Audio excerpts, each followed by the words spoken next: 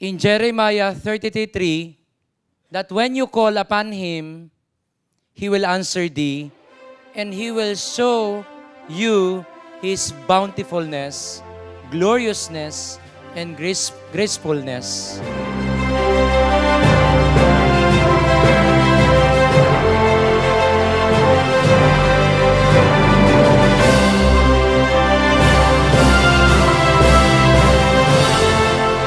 Formal na binubuksan ngayon ang konsehong ito na mayroong pong takdang selebrasyon para sa kapayapaan ng bayan at ang buong mundo.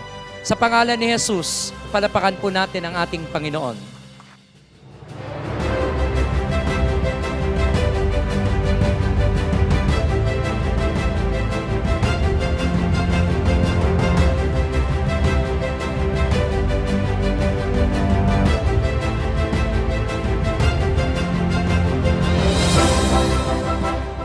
Celebrated the 126th anniversary of our Philippine independence and nationhood with the theme Kalayaan, Kinabukasan, Kasaysayan.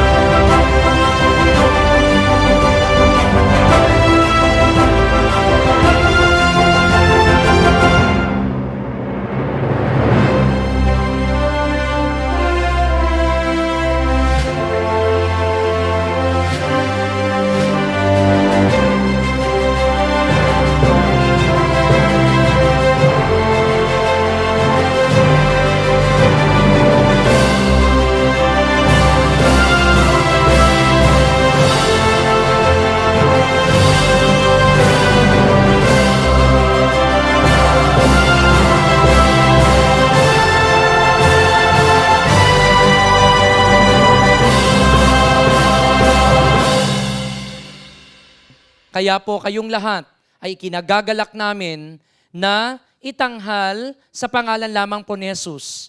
At dapat lamang na ibigay nyo ang pinakamataas na parangal sa ating Panginoong Jesucristo.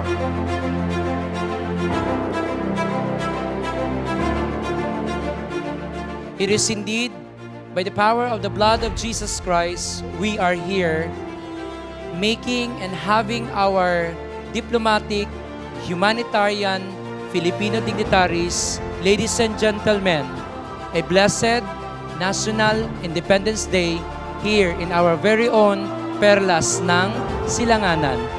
World Council Nobel Peace Prize! To God be the glory! Congratulations! To God be the glory. To God be the glory. To God be the glory. To God be the glory. To God be the glory. To God be the glory. To God be the glory. To God be the glory. To God be the glory. And to God be the glory.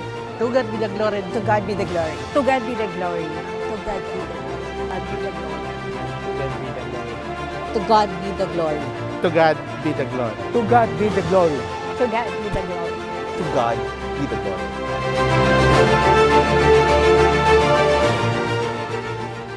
Paul and Silas sing praises unto God, nakakadena sila, bugbog sarado. And I'm sure, ang iba sa atin, bugbog sarado na sa pag-aalala, sa problema, pero purihin ang Diyos, naglagay siya ng awit, naglagay siya ng salita sa ating puso, nakakaawit tayo.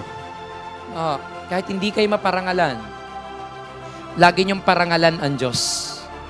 Yan ang importante. Yan ang magpapala sa inyo. As a cancer survivor by GAM and survivor with the brain, meningitis of the brain, hindi ko ho nadala ang pera at awards at medal.